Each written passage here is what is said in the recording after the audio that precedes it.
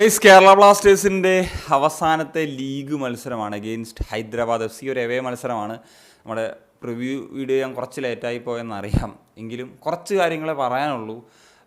ഒരുപാട് കാര്യങ്ങളൊന്നും ഞാൻ വിശദമായിട്ടൊന്നും സംസാരിക്കുന്നില്ല. അതായത് ഈ പറഞ്ഞതുപോലെ നമ്മളുടെ നിലവിലത്തെ ഒരു അവസ്ഥ, നമ്മൾ പ്ലേ ഓഫിൽ കയറിയെങ്കിലും അത്ര നല്ല രൂപത്തിലല്ല പൊയ്ക്കൊണ്ടിരിക്കുന്നത് എന്നുള്ളതറിയാം. ഈ ഒരു സാഹചര്യത്തിലാണ് നമ്മൾ ഹൈദരാബാദിനെ നേരിടാനായിട്ട് പോകുന്നത്. അപ്പം ഹൈദരാബാദിൻ്റെ അവസ്ഥ നമുക്കറിയാം, ഈ സീസണിൽ ആകെ ഒരു വിജയം മാത്രമാണ് നേടിയിട്ടുള്ളത്. പിന്നെ കറണ്ട് സെനാരിയോയിൽ, അതായത് ജനുവരി തൊട്ടുള്ള കാര്യങ്ങളൊക്കെ നോക്കിക്കഴിഞ്ഞാൽ ഹൈദരാബാദിൻ്റെയും ബ്ലാസ്റ്റേഴ്സിൻ്റെയൊക്കെ അവസ്ഥ വലിയ വ്യത്യാസമില്ലെന്ന് വേണമെങ്കിലും പറയാമെന്നുള്ളതാണ്. ഹൈദരാബാദിൻ്റെ അവസ്ഥ നമുക്കറിയാമല്ലോ, കുറേ യങ്സ്റ്റേഴ്സും പിന്നെ ഹാവ് വിക്ടറും ചേർന്നുള്ള ഒരു രീതിയിലാണ് പൊയ്ക്കൊണ്ടിരിക്കുന്നത്. ബ്ലാസ്റ്റേഴ്സിൻ്റെ ഒരു അവസാനത്തെ മത്സരമായതുകൊണ്ട് തന്നെ നെക്സ്റ്റ് മാച്ചിലേക്ക് പ്ലേയേഴ്സിനെ കീപ്പ് ചെയ്യണം, ടൈറ്റ് ഷെഡ്യൂളാണ്. അതുകൊണ്ടും ഈ പറഞ്ഞ ഒന്നോ രണ്ടോ ഫോറിനേഴ്സിനെയൊക്കെ വെച്ച് കളിപ്പിക്കാനുള്ളൊരു രീതി ആയിരിക്കും ഉപയോഗിക്കുക. ഏതായാലും ഹൈദരാബാദിനെതിരെ കൂടി ഒരു തോൽവിയാണ് നേരിടേണ്ടി വരുന്നതെങ്കിൽ പിന്നെ എന്താ പറയുക എന്നുള്ളത് എനിക്കറിയില്ലായിരിക്കും കേട്ടോ. ഞാൻ ആ ഒരവസ്ഥയിലാണുള്ളത്. എന്താണെങ്കിലും ജയിച്ച് വരട്ടെ.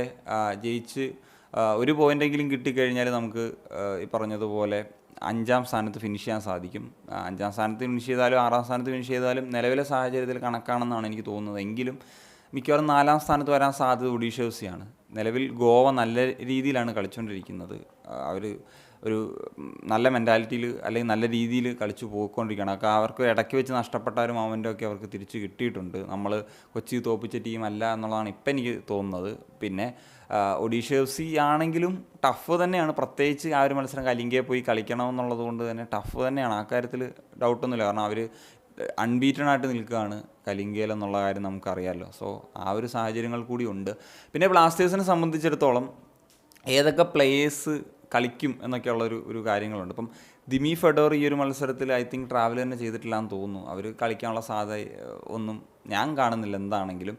അതുപോലെ തന്നെ ലൂണ, ഇതാണ് പലർക്കും അറിയേണ്ട ഒരു കാര്യം. സോ ലൂണയുടെ കാര്യം എടുക്കുന്നൊരു സമയത്ത് അദ്ദേഹം ഇപ്പോൾ അവൈലബിൾ ആണ്, വേണമെങ്കിൽ കുറച്ച് മിനിറ്റ്സ് കളിപ്പിക്കാമെന്നാണ്. പക്ഷേ ഒരു റിസ്ക് ഫാക്ടർ അവിടെ എന്താണെന്ന് വെച്ച് കഴിഞ്ഞാൽ അദ്ദേഹം തേർഡ് എല്ലോയിൽ നിൽക്കുകയാണ്.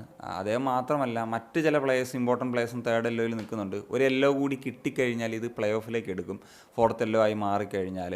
സോ ചിലർക്ക് സംശയമുണ്ട് അത് എടുക്കും. യെസ്, ലീഗിലെ ലാസ്റ്റ് ഇപ്പം 3ാമത്തെ എല്ലോ കിട്ടി നിൽക്കുന്നവരാണെങ്കിൽ ഈ ഒരു മത്സരത്തിൽ യെല്ലോ കാർഡ് കിട്ടി അതെടുക്കും. അതുപോലെ ഈ ഒരു മത്സരത്തിൽ റെഡ് കാർഡ് കിട്ടി അതും അടുത്ത ഇതിൽ ക്യാരി ചെയ്യുന്നൊരു സാഹചര്യമുണ്ട്. സോ നിലവിൽ അങ്ങനെ നിൽക്കുന്ന താരങ്ങൾ സന്ദീപ്, അസർ, പ്രീതമാണ്, ലൂണ കൂടാതെ. അപ്പം ഇവരെയൊക്കെ ഒരു പക്ഷേ ആദ്യ 11-ൽ നിന്ന് ഒഴിവാക്കാനുള്ള സാധ്യതയുണ്ട്. കാരണം ഇമ്പോർട്ടൻറ്റ് പ്ലെയേഴ്സാണ്. എന്നിട്ട് പറഞ്ഞ പോലെ യങ്സ്റ്റേഴ്സിനെ, കുറച്ചും കൂടി യങ്സ്റ്റേഴ്സായിട്ടുള്ള പ്ലെയേഴ്സിനെ കളിപ്പിക്കാൻ സാധ്യത കാണുന്നുണ്ട്. പിന്നെ ഒരു കാര്യം എന്ന് വെച്ച് കഴിഞ്ഞാൽ ലെസ്കോവിച്ച് ചിലപ്പം കളിച്ചേക്കില്ല എന്നാണ് എനിക്ക് തോന്നുന്നത്, കഴിഞ്ഞ മത്സരത്തിൽ എന്ന പോലെ തന്നെ. കാരണം അദ്ദേഹത്തിന് ഇഞ്ചുറി പ്രശ്നങ്ങളൊക്കെ ഇടയ്ക്കിടയ്ക്ക് വരാറുണ്ട്. അതുകൊണ്ട് തന്നെ മിലോസിനെ ഈ ഒരു മത്സരത്തിലും കളിപ്പിക്കും എന്നുള്ളതാണ് തോന്നുന്നത്. ഇപ്പോൾ ഇഞ്ചുറി ഫ്രീ ആയിട്ട് പോവുക എന്നുള്ളതായിരിക്കണം ഇവാൻ്റെ ഒരു ലക്ഷ്യമെന്ന കണക്കെ ഞാൻ കാണുന്നത്. പിന്നെ ദിമി ഫെഡോറൊക്കെ എന്ന് തിരിച്ചു വരുമെന്നുള്ളത് നോക്കി കാണേണ്ടതാണ്. എനിക്ക് തോന്നുന്നു ഫെഡോർ ചിലപ്പം ഒരു പക്ഷേ എന്താണെങ്കിലും പ്ലേ ഓഫ് എത്തുമ്പോഴത്തേക്കും തിരിച്ചെത്തുമെന്നുള്ളതൊക്കെയാണ് സൂചനകൾ. ദിമിയുടെ കാര്യങ്ങളാണ് കൺഫ്യൂഷൻസ്. എന്താണെങ്കിലും തിരിച്ചെത്തട്ടെ എന്നുള്ളത് തന്നെയാണ് ആഗ്രഹിക്കുന്നത്. ഇരു ടീമുകളുടെയും ഒരു എക്സ്പെക്റ്റഡ് 11 എന്ന് നോക്കുന്ന സമയത്ത് ഹൈദരാബാദ് FC വരുന്ന സമയത്ത് ഗോൾ കീപ്പർ എന്ന നിലയിൽ കട്ടിമണി, സെൻറ്റർ ബാക്കിൽ 2 മലയാളി താരങ്ങൾ Muhammad Rafi and Alex Aji, right ബാക്കിലേക്ക് വരുമ്പോൾ സജ്ജാദ്, ലെഫ്റ്റിൽ മാർക്ക് ആൻഡ് ഒരു ഡിഫൻസീവ് മിഡ്ഫീൽഡർ അല്ലെങ്കിൽ ഹോൾഡിംഗ് മിഡ്ഫീൽഡേഴ്സ് എന്ന നിലയിൽ ഹാവോ വിക്ടറും, ഒപ്പം അദ്ദേഹത്തിന് കൂട്ടാളിയായിട്ട് സൈലോ ആയിരിക്കും കളിക്കുക. അതുപോലെ ലെഫ്റ്റിൽ ഹമ്മാർ, റൈറ്റിൽ റബീഹ്, ഒരു അറ്റാക്കിംഗ് മിഡ്ഫീൽഡർ എന്ന നിലയിൽ മാക്കൻജോട്ടെ ആൻഡ് സെൻട്രൽ ഫോർവേഡ് എന്ന നിലയിൽ ജോസഫ് സണ്ണി എന്നീ താരങ്ങളായിരിക്കും കളിക്കുന്നുണ്ടാകുക. ഇനി ബ്ലാസ്റ്റേഴ്സിലേക്ക് വരുമ്പോൾ പറഞ്ഞതുപോലെ ചില ചേഞ്ചസ്, അതായത് ഗോൾ കീപ്പറായിട്ട് ലാറ ഷവർമ ഈ ഒരു മത്സരത്തിൽ കളിക്കുമെന്നാണ് പ്രതീക്ഷിക്കുന്നത്. അതുപോലെ സെൻട്രൽ ബാക്കിലേക്ക് എത്തുമ്പോഴത്തേക്കും ഹോർമിപ്പാം ആൻഡ് മിലോസ് എന്നിവരെയാണ് എക്സ്പെക്റ്റ് ചെയ്യുന്നത്. റൈറ്റ് ബാക്കിലേക്ക് വരുന്നൊരു സമയത്ത് ഈ ഒരു മത്സരത്തിലും ഞാൻ സൗരവിനെ തന്നെയാണ് പ്രതീക്ഷിക്കുന്നത്. ചിലപ്പം പ്രബീർ എത്തിയേക്കാം ചാൻസസ് ഉണ്ട്. ഇനി ലെഫ്റ്റ് ബാക്കിലേക്ക് വരുന്നൊരു സമയത്ത് അസർ, ഈ പറഞ്ഞ പോലെ കഴിഞ്ഞ മത്സരത്തിൽ അസറാണ് കളിപ്പിച്ചത്. പക്ഷേ പറഞ്ഞ സസ്പെൻഷൻ ഭീതികളുള്ളത് കൊണ്ട് മിക്കവാറും അരിത്രാദാസിനെ കളിപ്പിക്കാനുള്ളൊരു സാധ്യത ഈ മത്സരത്തിൽ കാണുന്നുണ്ട്. അതുപോലെ ഹോൾഡിംഗ് മിഡ്ഫീൽഡേഴ്സ് എന്ന നിലയിൽ ഫ്രെഡിയെയും വിബിനെയാണ് ഞാൻ എക്സ്പെക്റ്റ് ചെയ്യുന്നത്. അതുപോലെ ലെഫ്റ്റിൽ ഐമൻ, റൈറ്റിൽ സക്കായ് ആൻഡ് മുന്നേറ്റത്തിൽ കോറോ സിംഗ് ആൻഡ് ഇഷാൻ പണ്ഡിത് എന്നിവരെയാണ് പ്രതീക്ഷിക്കുന്നത്.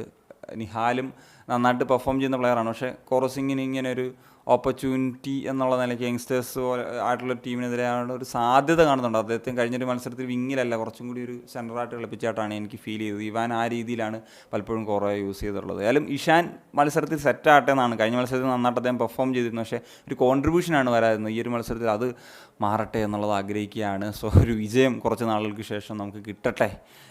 ആ ഒരു മൊമെൻറ്റത്തോടു കൂടി നമുക്ക് പ്ലേ ഓഫിലേക്ക് കളിക്കാൻ പോകാനും കഴിയുമെന്നുള്ളൊക്കെ ഒരു ഫാക്ടേഴ്സ് അവിടെ നിലനിൽക്കുന്നു എന്നതാണ്. അപ്പോൾ എന്താണ് നിങ്ങളുടെ ഒപ്പീനിയൻ? ഉറപ്പായിട്ടും കമ്പോസ് ചെയ്യാൻ വരെ കാണിക്കുകയാണ് ഷാൻ സനി.